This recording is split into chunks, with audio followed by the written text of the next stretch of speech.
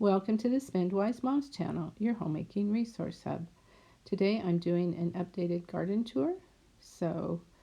This is in the front of our house. On the right there was a Romeo cherry, and then there is a currant bush next to it. And then moving over towards the left there are some potato plants. And then here's our gooseberry bush with lots of gooseberries on it. This is a Juneberry bush. It didn't produce very well this year.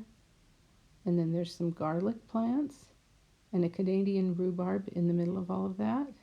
On the left you can see the Juliet cherry tree. And here you can see the cherries a little closer. Then we have some pots with a potato in it and some onions. In the front by our mailbox we have some more onions. Here's the first strawberry box, and then some other various plants. The second strawberry box, some various plants like squash and stuff. Then here we have the squash box with corn in the middle.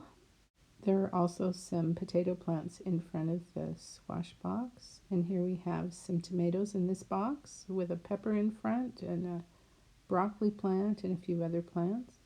Here's the cherry tree, and here are the honey berries. If you look close you can see some little purple slug looking berries. This box has some lettuce and some beans, and then this next box has some peas and some spinach.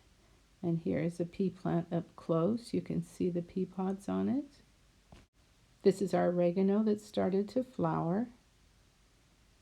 And here are some raspberries. We have a lot of raspberries. It's a really good raspberry season this year. Here's some more raspberries.